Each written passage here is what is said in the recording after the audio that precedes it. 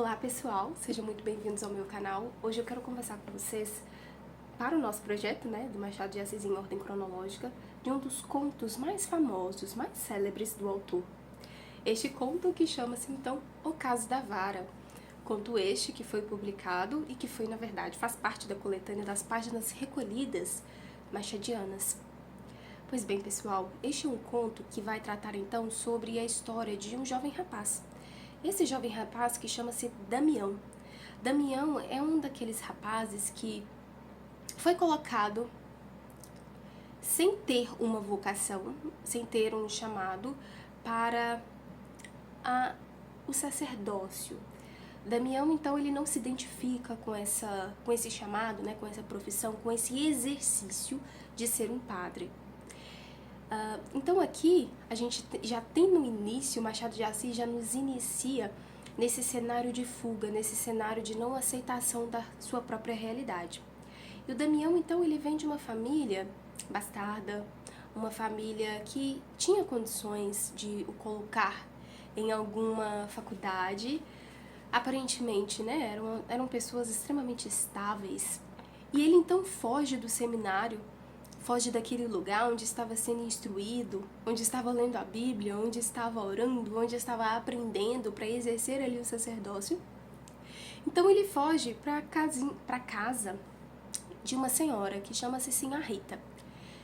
Pelo próprio nome, apresentado por Machado de Assis, ela é uma sinhá, ou seja, ela é uma senhora. Então, provavelmente, ela é dona de algumas propriedades, ou tem comércios, ou, era... Como aqui a gente tem uma contextualização com escravos e nos apresentam esses escravos, se ela manda um escravo ir, ele vai, se ele manda vir, ela vem. Então ela era uma senhora empoderada, tanto de posses quanto também de pessoas. E então ele vai pedir socorro para a Sinhá Rita. E a Sinhá Rita, ela é aquela pessoa colérica, que dá conta de tudo, que pega o problema dos outros como se fossem seus. Nisso, o senhor Damião acaba pedindo, aquela ajuda, por favor, não deixe meu pai voltar comigo ali para o seminário, por gentileza, faça isso por mim.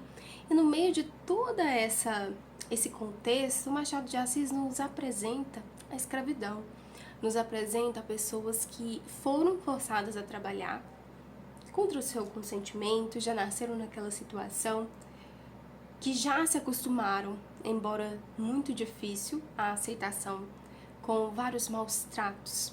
Afinal de contas, poderia ir para o tronco, ou poderia receber chibatadas e ademais. E aqui a gente vê então a história, entra aqui na cena, a história da Lucrécia. Lucrécia é uma menina de 11 anos de idade, escrava, que ficava aos pés ali da sua senhora, juntamente com outras escravas também. E Machado de Assis foca um pouco nessa escrava, justamente porque, aparentemente, quando a gente começa a ler, ela é uma menina franzina, uma menina que não tem proteção. Então, geralmente, quando as crianças estão perto dos pais, elas se sentem muito seguras. Mas aqui dá pra perceber que a Lucrécia, ela sempre tá com o olhinho pra baixo, ela sempre está muito cabisbaixa, e ela não verbaliza muito do que está sentindo. Ela apenas ri das gracinhas, das piadas que o senhor Damião acaba contando. E o interessante é que o Machado de Assis vai nos envolvendo em uma trama muito crítica sobre aquela época, sobre as nossas próprias decisões também. Justamente porque nisso da Lucrécia ficar rindo, ficar ouvindo o senhor Damião, ela acaba desfocando do seu próprio trabalho, do seu encargo, que a Sinhá Rita havia posto para ela. E a Sinhá Rita, como uma mulher extremamente inflexível com as suas ordenanças, com os seus mandamentos, ela então, em um determinado momento, pede para que Damião pegue uma vara, que está ali no meio onde eles estão. E Damião, olhando para aquela menininha, ficou pensando se ele pegasse a vara ou não. E aquela vara certamente serviria e serviu para que aquela sinhá castigasse aquela menina, aquela criança escrava. Só que anteriormente, Damião pensou consigo mesmo em proteger aquela criança, em proteger aquela menina escrava que estava sofrendo maus tratos. Inclusive aqui o Machado de Assis vai ressaltar pra gente que ela tinha marcas, uma marca na testa e uma marca, acredito que era na bochecha. Provavelmente essa segunda marca é uma daquelas marcas que, sabe quando você vê um gado, né? Então assim, eles carimbam. E estranhamente a gente pensar nisso, né, que há 300 anos atrás ou 200 anos atrás as pessoas eram carimbadas, ou seja, né, as pessoas têm donos. Então as pessoas não tinham registro geral, mas as pessoas tinham carimbos. Quer dizer que aquelas pessoas eram de donos e não tinham um senso de vida própria, não podiam ter a liberdade de ir e vir, não tinham seus direitos. E aqui, nesse meio do contexto todo, que inclusive eu recomendo muito que você leia esse conto, que Machado de Assis vai introduzir então suas críticas. Críticas sociais, críticas religiosas, críticas às pessoas que têm poderes e também com aquelas que no momento não possuem poder, mas que é conivente com aquilo, com a forma como as pessoas têm poder, elas agem, e aquelas que não têm poder, como que elas não agem. Então o silêncio também é uma forma de verbalizar, de apoiar ou não apoiar uma certa pessoa ou movimento. Pois bem, pessoal, então nesse conto a gente tem muitas formas de analisar esse conto. E uma das primeiras anotações que eu coloquei durante a leitura desse conto foi: por conta de grandes, pequenos podem se distrair e serem castigados. Isso porque Damião ficou contando tantas piadas que a menininha, coitada, distraiu do seu próprio trabalho, do seu encargo e foi ver aquilo que ele estava fazendo, foi ouvir, foi de encontro com a graça de Damião. Provavelmente aquela era sua única forma de se distrair da sua dura realidade, mas isso custou muito caro para ela. E no final do conto ela foi duramente castigada. E Damião teve que ficar... Provavelmente, Machado de Assis não nos dá o destino certo de Damião, mas é como se ele ficasse preso, arraigado nas ordenanças, assim, a Rita. Então ela sendo aquela mulher poderosa, mandona, provavelmente ele se tornou um dos seus, um que tivesse uma das suas marcas, da sua propriedade. Talvez não com carimbo em si na bochecha, mas com o poder que ela teve por cima dele, com o sentimento de olha o que eu fiz pra você. E no fundo, Damião queria como se fosse apadrinhar aquela criança, viu o sofrimento dela. Mas quando assim a Rita pediu pra ele pegar a vara, ele logo a pegou. E aí eu coloquei: posso fazer o bem, a menos que não me cause mal ou dano. Quantas vezes é assim?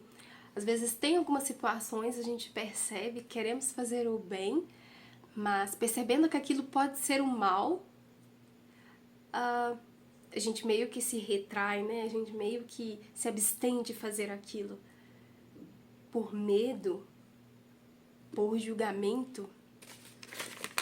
Inclusive eu até anotei aqui no meu papelzinho algumas anotações que eu achei interessante desse caso, desse conto, na verdade. E aí um dos pontos que eu coloquei foi: é fácil se esconder das responsabilidades e se esconder sob a sombra dos outros. Foi justamente aquilo que Damião fez. Então ele correu, de fato, ao invés de ir conversar com seu pai, de querer conversar com seu pai. Afinal de contas, na verdade, aqui a gente vive, né, num tempo que tinha manicômios, reformatórios, então provavelmente esse filho ia pra lá, inclusive ele vai citar isso durante a passagem. E o que eu fiquei aqui pensando foi: por que será que o pai de Damião queria que ele fosse padre e não um advogado, um médico? Já que aparentemente eles tinham recursos para tanto. Eu fiquei pensando nisso e isso ficou um pontinho aberto. Talvez fosse para tentar consertar o caráter, a moral de Damião? Essa é a questão. Outro ponto que eu achei que a Lucrécia, mesmo sendo criança, né, às vezes a gente não tem uma certa imaginação do perigo, daquilo que vai dar. Contudo, uma observação é o preço que muitas vezes, quando a gente dá muita atenção àquelas pessoas ou àquela situação, movimentos, situações que não vão nos agregar ou que vão nos distrair a tal ponto de não conseguirmos fazer aquilo que nós temos para fazer. Então, o perigo das distrações em si, da vida, dos lugares.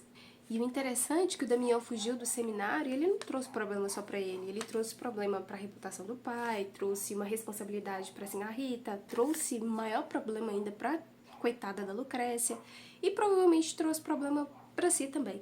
Então, as nossas decisões, elas não têm um fim em si mesmas, né? Elas não param ali quando ocorrem, mas elas se espalham, né, para as pessoas que estão à nossa volta.